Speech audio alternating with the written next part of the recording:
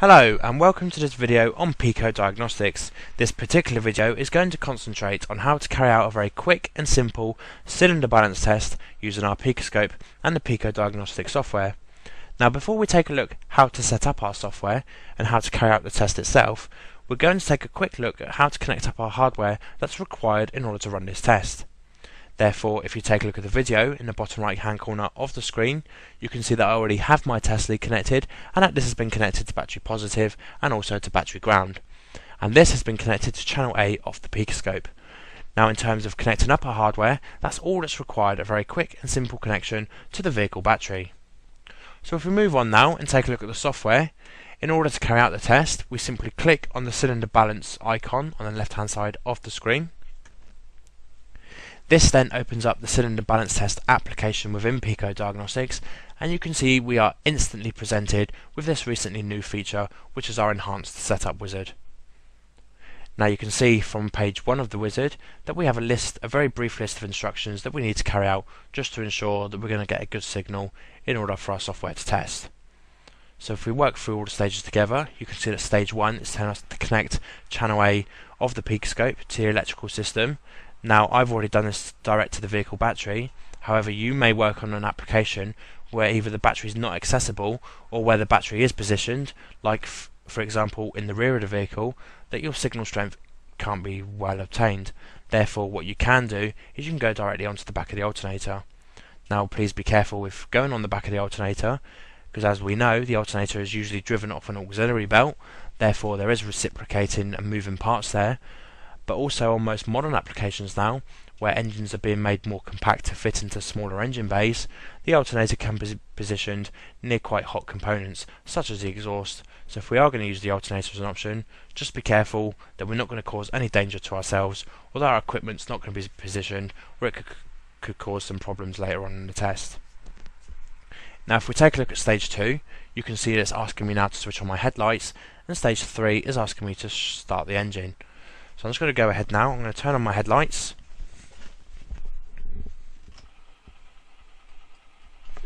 And I'm going to start the engine.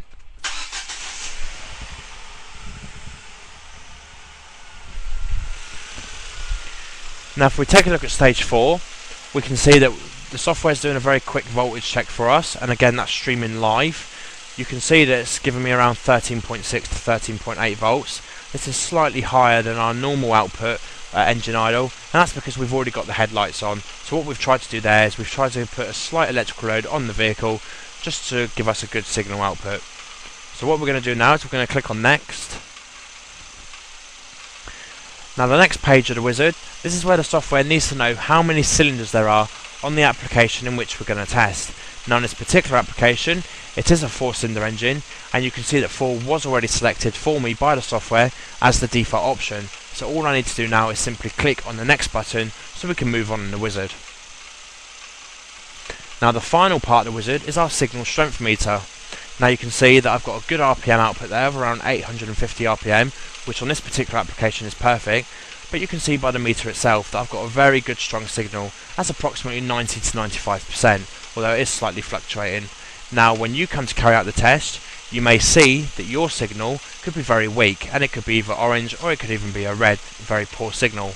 That could be on a number of factors of where the battery is positioned or where your connection is, but you can improve this by simply adding on extra ancillaries, i.e. increasing the electrical load on the engine.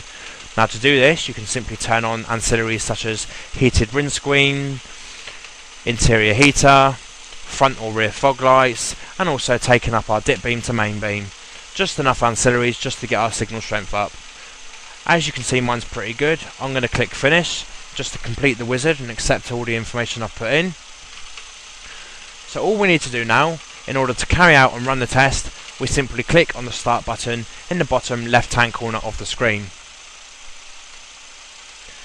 Now you can see our software and scope are talking to each other, getting our data, and you can see there we are. We are presented on screen with a live streaming output of what our cylinders are each contributing towards that engine.